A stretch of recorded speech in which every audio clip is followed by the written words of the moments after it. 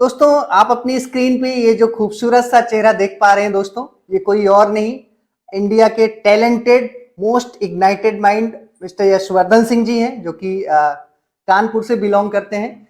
अभी हम इनके घर में ही खड़े हैं दोस्तों। ये इनका ऑफिस है और उपलब्धियों से भरा कच्छ है दोस्तों इनका पूरा। आप ये देख सकते हैं, ऐसी कोई उपाधि, ऐसी कोई अचीवमेंट नहीं है जो कि यशवर्धन जी के नाम ना हो। ये देखिएगा, आप ये देखते ही जाइए दोस्तों, ऐसा कोई सम्मान नहीं है जो कि यशवर्धन जी को ना मिला हो। और यशवर्धन जी के बारे में आपको मैं बताना चाहूंगा दोस्तों कि मात्र 11 साल की आयु से इन्होंने जो है आईएएस, एनडीए और सीडीएस, यूपीएससी के बच्चों को जो है कोचिंग देना स्टार्ट कर दिया। तो ऐसे टैलेंटेड यशवर्धन जी आज हमारे साथ हैं। आइए बातचीत करते हैं और इनकी जो उपलब्धियां रही हैं उस पर एक नजर डालते हैं। यशवर्धन जी, बहुत बहुत स्वागत है। धन्यवाद सर। भाई आप इतने टैलेंटेड हैं, आपसे मिलकर हमें बेहद खुशी हो रही है।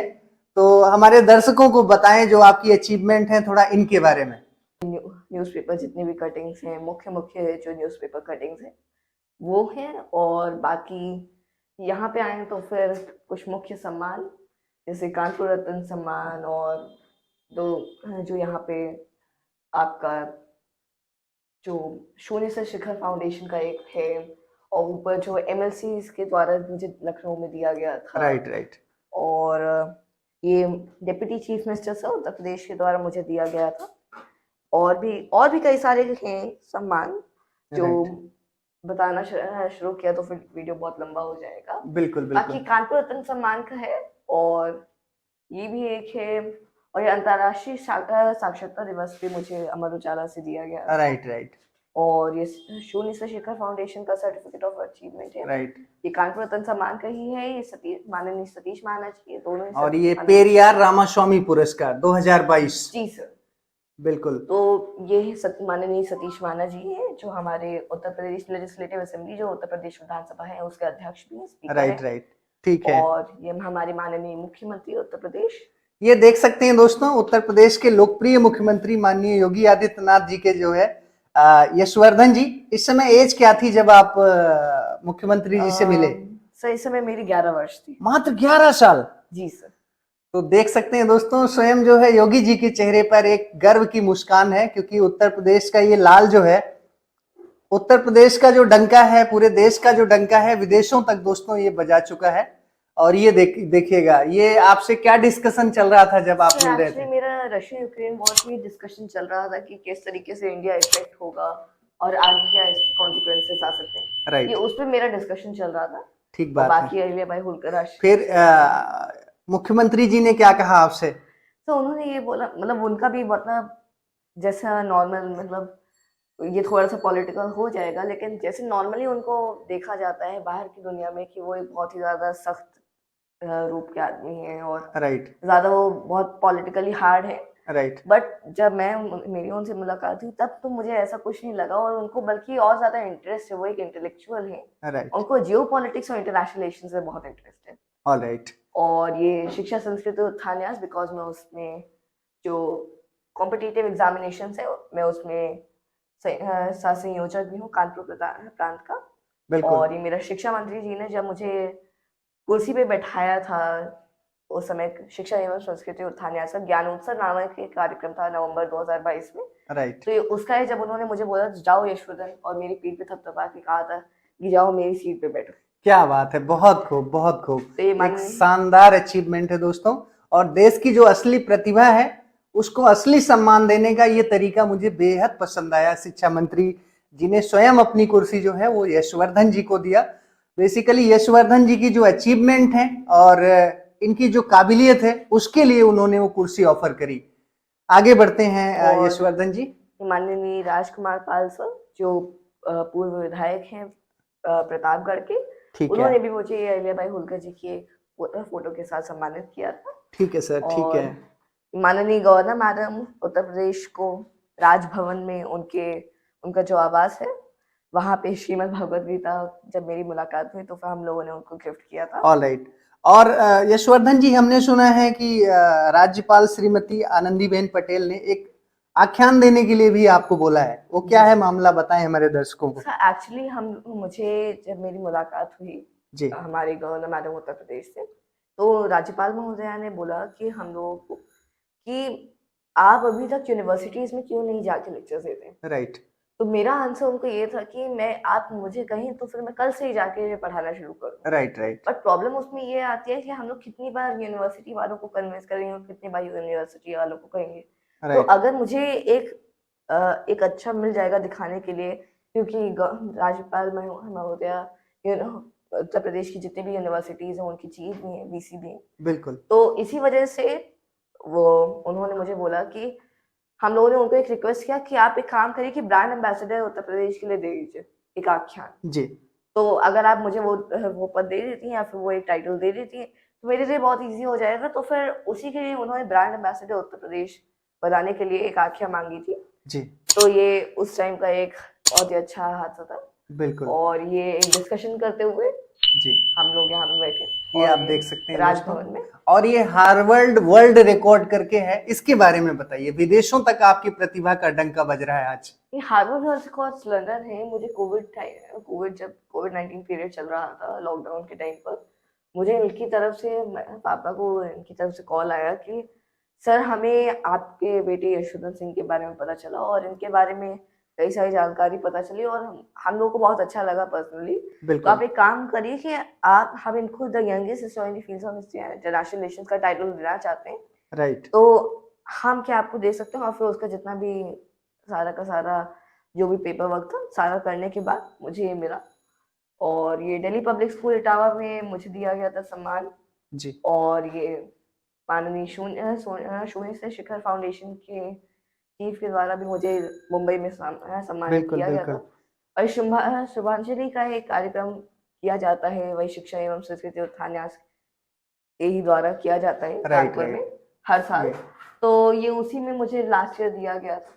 ये आप और देख ये सकते हैं दोस्तों, ये दिल्ली में मुझे पीएचडी की उपाधि दी गई थी। जी और ये माननीय deputy chief minister sir Uttar Pradesh का एक सम्मान जो लखनऊ में उन्होंने मुझे दिया बिल्कुल था। बिल्कुल बिल्कुल और ये लोक गायिका माननीय गायिका अवस्थी जी हैं। जी सर। बिल्कुल बिल्कुल तो और ये आप देख सकते हैं दोस्तों, देश के जितने भी डिग्निटरीज हैं उनके साथ में यशवर्धन जी मिल चुके हैं। लोग बहुत ही और प्राउडली यशवर्धन जी को बुलाते हैं। ये देखिएगा, शिक्षा मंत्री के साथ बगल में आप चेयर पर जी बैठे सर, हैं। ये वाली जो फोटो है जी जहाँ पे मैं इनके साथ बैठा हूँ।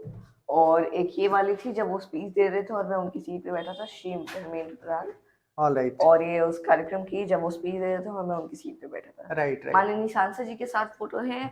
और ठीक भी है कई सारी फोटोज हैं जो यहाँ पे आप देख सकते हैं राइट कि वहाँ के लोकल विधायक हैं जो जी जौनपुर साइड के, उनके साथ मुझे पूर्वांचल गौरव सम्मान दिया गया था। बिल्कुल और बिल्कुल ये वही मुंबई का ही शून्य से शिखर फाउंडेशन के द्वारा जो मुझे सम्मान दिया गया था। जी और ये माननीय जो राजेश श्रीवास्तव सर हैं जी जिनकी ऑर्गेनाइजेशन चलती है बिल्कुल मुंबई में ही, वहाँ भी मुझे ये सम्मान दिया गया था। ये बिल्कुल आपके ओमान की जो हमारे वाह, काउंसलर जनरल हैं उनके द्वारा दिया गया बहुत था। खूब बहुत और ये खूब माननीय बाबा साहेब के जो पोते हैं जी उनके द्वारा मुझे ये सम्मान दिया गया था बहुत खूब मुंबई बहुत में। खूब।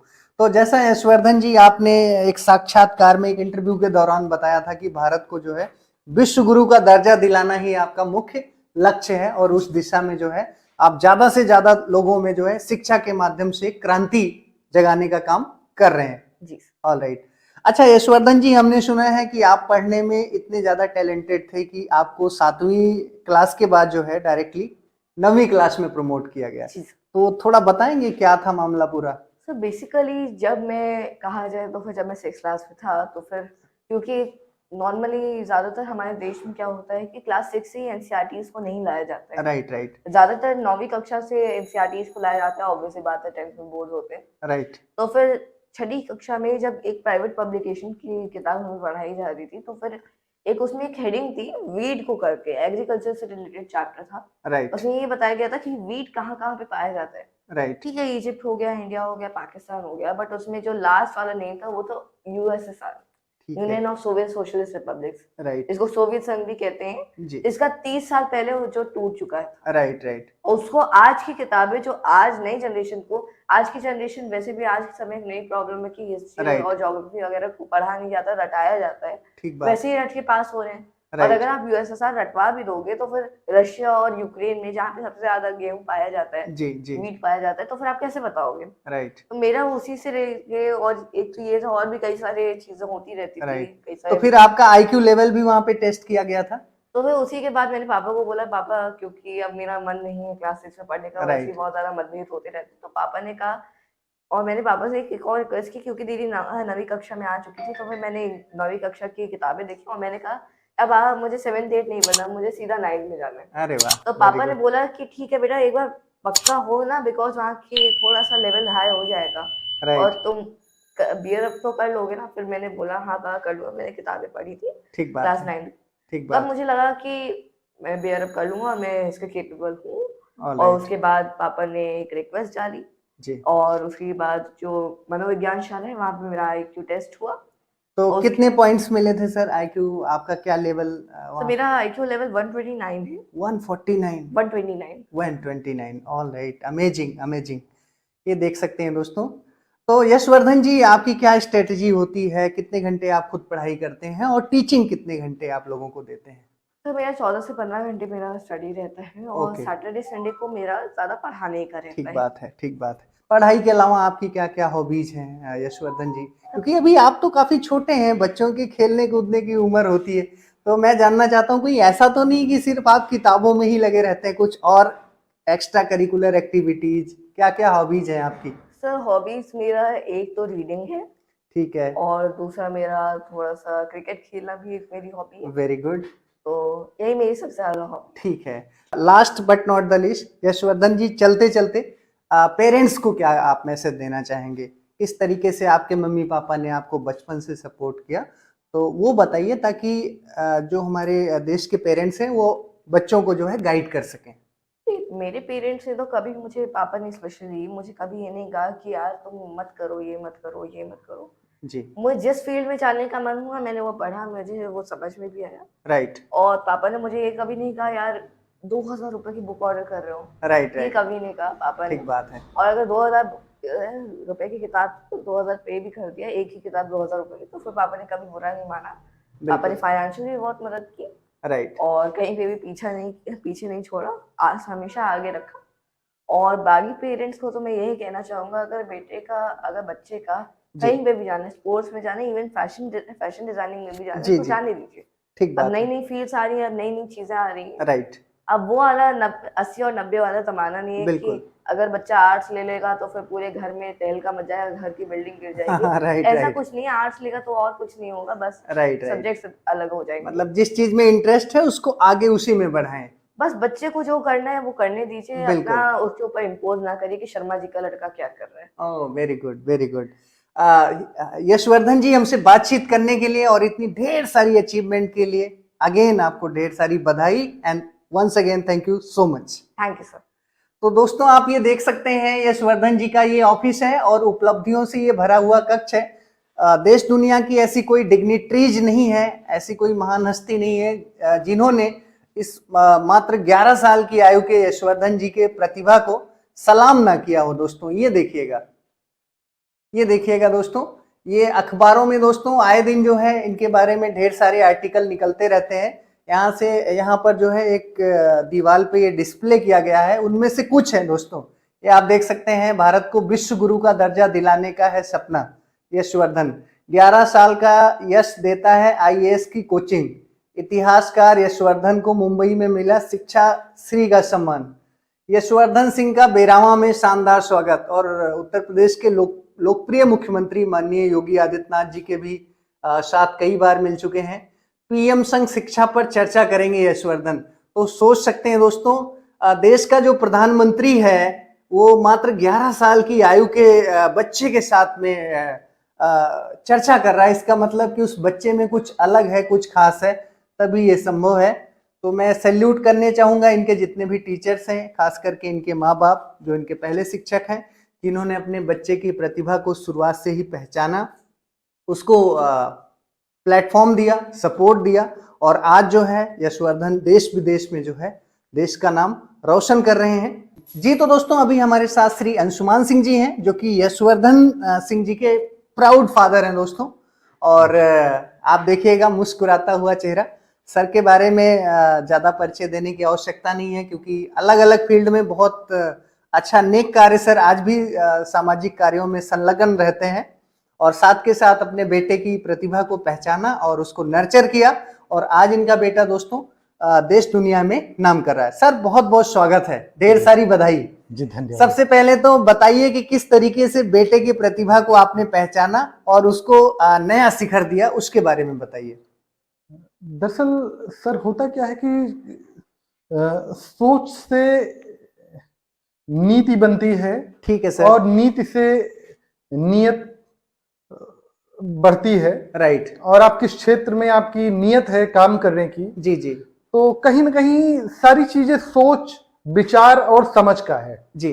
तो शुरू से हमारी विचारधारा राष्ट्र के प्रति रही, राइट। और राष्ट्र को समर्पित रही। राइट। और हम भी जो है समाज सेवा, दिव्यांगों के पुनर्वास पे काम करते रहे। ठीक बात है। और यशवर्धन का जन्म होने के बाद जो है, जब ये बड़े हुए तो इनमें एक अलग तरह की प्रतिभा थी, एक सोच थी। राइट। मैं इनको जब भी देखता था तो ये कुछ अलग, मतलब अन्य बच्चों की अपेक्षा कुछ अलग हटके करते थे। राइट। तो मुझे लगा कि ये कुछ अलग हैं, जी। और बस उनकी प्रतिभा को लगा कि कुछ अलग है, बस उसी को हमने निखारने का प्रयास किया। मतलब बचपन में जिस उम्र में बच्चे जो है गिल्ली डंडा और खेल खिलौनों से खेलते हैं, 8-9 साल की उम्र में आईएएस की किताबें पढ़ते थे यशवर्धन, क्या ये सही है? नहीं, ये बिल्कुल सही है। ये जो है जब बहुत छोटे से थे जी। तो इनकी मदर जब सिविल सर्विस की तैयारी कर रही थी तो ये उनसे बहुत सारे सवाल पूछते थे। जी। ये मम्मा ये क्या है, हिस्ट्री क्या है, पॉलिटी क्या है, जी, ज्योग्राफी जी, क्या है, जी। बहुत सारे सवाल। तो ये इनकी जिज्ञासा मुझे हमेशा विचलित करती थी कि ये मतलब खेल खिलौनों को छोड़ करके ये किताबों के बारे में पूछते हैं। बिल्कुल। लेकिन ये वो जैसे ये करीब 8 साल के लगभग हुए, राइट। तो मैंने देखा कि ये इंटरनेशनल लेवल की बात ये जो है करते थे। राइट। और जब गलवान घाटी वाला मामला हुआ चाइना का जो है, जी जी उस जी पर इन्होंने जी। मतलब चाइना का बहुत विरोध किया, और राइट। इन्होंने कहा कि हमारे फौजियों के साथ जो है जिस तरह का व्यवहार किया गया है उचित नहीं है। जी, जी। 20 सैनिक, उसमें लगभग 20-22 सैनिक मारे गए थे। जी जी तमाम सारी चीजें। तो उसके बाद पाकिस्तान में जो है जी जब अभिनंदन जी अरेस्ट हुए, जी। वहां पर इस तरह की बातें आई, तो वहां इन्होंने मतलब नेशन को फर्स्ट रखते हुए बहुत अन्य देश, इस तरह के देशों का विरोध किया इन्होंने। बिल्कुल। तब मुझे लगा कि नहीं, ये कुछ अलग ही दिशा में जाने वाले हैं। जी। और वहीं से मैंने इनको सपोर्ट करना शुरू कर दिया, और भी तेजी से। ठीक बात है। और फिर जो है बड़े प्लेटफॉर्म पे पहुंचना, क्योंकि राइट। इनकी प्रतिभा थी और मैं तो सिर्फ एक फादर की तरह इनका सपोर्ट कर रहा था। राइट। और ये बढ़ते गए, चलते गए, और मैंने ये महसूस किया कि हमारे प्रदेश के यशस्वी मुख्यमंत्री, उन्होंने बुला करके जो है इसने आशीर्वाद दिया, और यहाँ तक कहा उन्होंने कि हम आपके साथ खड़े हैं। हमारी उत्तर प्रदेश की गवर्नर मैम, उन्होंने जो है इनकी प्रतिभा को देखकर आशीर्वाद दिया। जी। और हम बड़ी खुशी तब मिली जब दिल्ली में हम लोग कार्यक्रम में बैठे हुए थे, शिक्षा संस्कृति उत्थान न्यास के कार्यक्रम में। जी। और उस कार्यक्रम में जो है इनकी प्रतिभा की चर्चा हुई। हाँ। तो चूंकि इनका आईक्यू वगैरह टेस्ट हो चुका था, जी। और इनकी प्रतिभा जिस तरह ये काम कर रहे थे, तो वो बातें बाहर भी जा रही थी। भाई शिक्षा, उत्तर प्रदेश में शिक्षा की बात होगी तो बिल्कुल। निश्चित तौर पे हमारे जो केंद्रीय मंत्री धर्मेंद्र प्रधान जी हैं, वो बड़े विचारशील और बड़े बिल्कुल सज्जन और बहुत ही समझदार व्यक्ति हैं। राइट। राइट। तो उनको पता रहा होगा कि नहीं, ये बच्चा कुछ कर रहा है। राइट। और जब दिल्ली में इस कार्यक्रम में मुलाकात हुई शिक्षा संस्कृति उत्थान न्यास के, और उसमें बहुत सारे, मतलब कम से कम सैकड़ों vice chancellor, directors, education board के बड़े बड़े अधिकारी सारे मौजूद थे। उस कार्यक्रम में उन्होंने यशवर्धन को बुलाया और बोले, यशवर्धन मेरी चेयर पे बैठ जाओ। हाँ, वो देख सकते हैं दोस्तों, पीछे ही वो जो फोटो है उसमें माननीय शिक्षा मंत्री शिक्षा यशवर्धन मंत्री जी कह रहे हैं, यशवर्धन मेरी चेयर पे बैठ जाओ। क्या बात। और ये उनकी चेयर है जी। ये शिक्षा संस्कृति उत्थान न्यास के राष्ट्रीय सचिव अतुल कोठारी जी हैं। उनके जस्ट बगल में चेयर धर्मेंद्र प्रधान जी की है। उस चेयर पे उन्होंने कहा, यशवर्धन जाइए मेरी चेयर पे बैठ जाइए। बहुत खूब, बहुत खूब, बहुत ही शानदार अचीवमेंट है। और आप देख सकते हैं कि ये हजारों लोगों की भीड़ है, उस भीड़ में अपनी चेयर पर यशवर्धन को उन्होंने बिठाला हुआ है। बहुत खूब, बहुत खूब। और यशवर्धन, इस फोटो को माननीय शिक्षा मंत्री जी ने ट्वीट भी किया था। क्या बात है, बहुत खूब। तो दोस्तों कहते हैं कि अभी तो नापी है मैंने मुट्ठी भर जमी, आगे सारा आसमान बाकी है। तो सर आज इतनी ढेर सारी अचीवमेंट हैं, आपके बेटे के नाम अलग अलग मंचों पे सम्मानित किया जाता है। तो जाहिर सी बात है आपको बहुत प्राउड फील होता होगा एक माँ बाप के तौर पे, इससे ज्यादा खुशी की बात क्या हो सकती है। तो फ्यूचर के लिए आपने क्या सोचा है यशवर्धन के लिए?